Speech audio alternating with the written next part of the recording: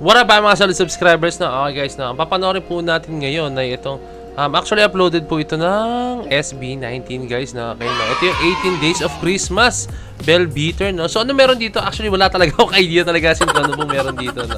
So ayoko na patagalin pa, so without further ado, let's all watch this.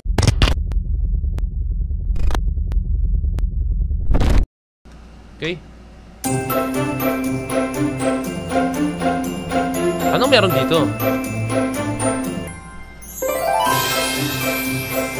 Bell Beater is a fun and exciting game where one player is blindfolded and tries to catch the other player by listening to the bells on their... okay. So parang ito yung nakikita natin sa... ito yung nakikita kong video usually, no? Like sa sound sila nakadepende. Okay, tuloy-tuloy na ito.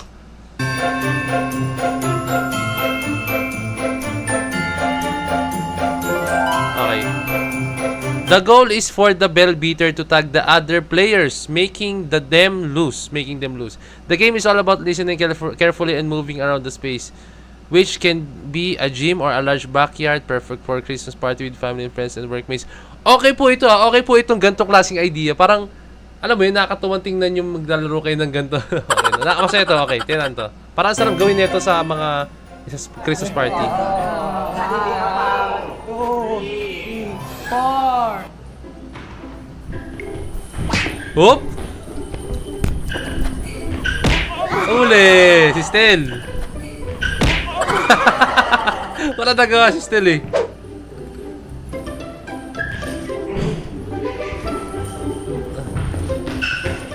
Hop! Hop! NANI?! Ah! Oy! Tika si Josh!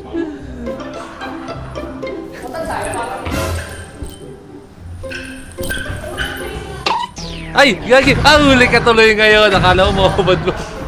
Huli si Josh tuloy.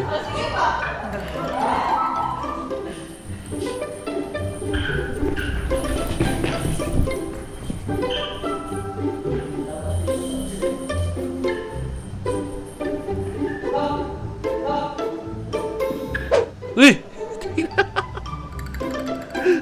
Oh! Binatukan! Uy, normal. Ano mangyari? Maganda na.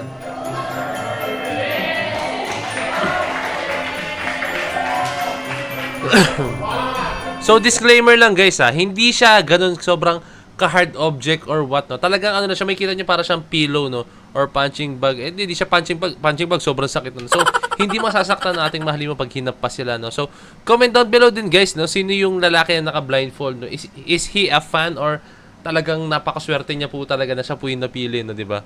Napakaswerte na. Okay, tuloy tayo. Ano? Okay, basahin natin yung ano guys ha.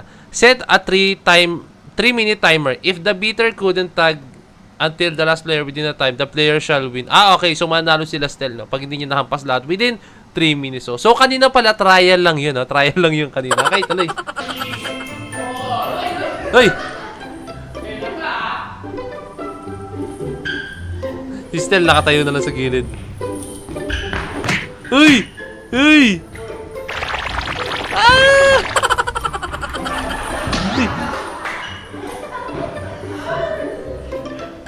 Ah! Lumabas siya sa square. Ito sa mga technique dahil nakastay lang kayo eh. The more na gumagalaw kayo, the more na malaman nyo kung nasaan kayo. Yeah! Boom! Parang gustong-gustong manakit! Boom!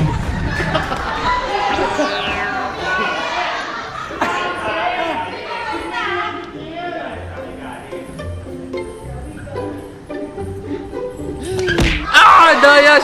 Alam mo yung feeling na tumulong ka na nga tapos ikaw pa yung nadehado, no? Bayan, hirap na magpagandang loob!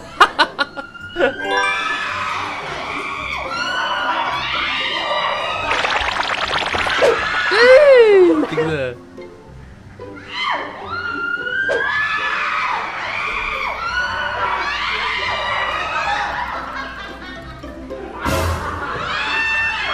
Ala, nahuli si Pin. Pinuno. Uy! Oh!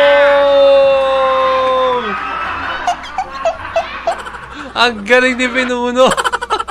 Let's watch it one more time. Dari instant replay. Instant replay. Tayo nyo, instant replay.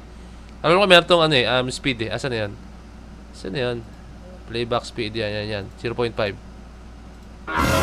Ayun na. Whoop! Whoop! Boom! Ankle breaker! Ang galing ni Pinuno. Okay. Saan na yan? Shit! Nabagsak na lang. Bear with me 18. Bear with me 18. This weekend, promise, bibili na ako ng mga sticky pandikit dyan. Nalalaglag yung mga pader ko. So, sobrang intense na laban. Okay, tuloy. Hindi pa kasi tapos yan, guys. So, makikita niya yan. Hindi pa tapos yan. Ito, bala ko dito. Buong kwarto ko is bibilang ko ng ganyan 3D, no? So, hindi ko alam kung lahat, pero ano, no? And then, kung makikita niyo, medyo pininturahan ko yan, di ba? Wow, let's go. Nag-ayos kasi ako ng kwarto. Wala lang time ngayon dahil sa sobrang dahil po talaga ng turo ng sayaw. As in, dami nagpapaturo po ng sayaw. As in, no? So, sideline din yan. Tuloy tayo.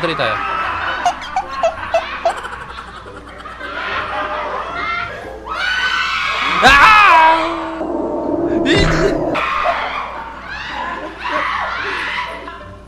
Oh!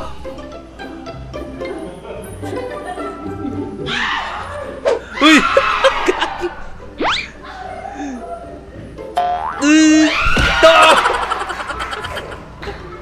Kala ko magagawa pa ni Pablo. Dalawa. Sa pool. Sige. Josh na lang, Josh. Si Josh na lang ang nanalo.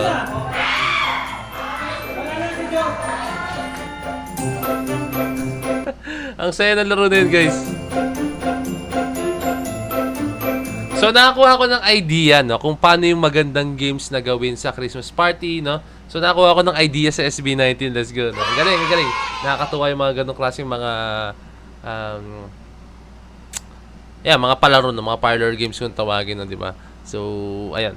Ang galing, no? So, pasensya na ulit, guys. May nalaglag.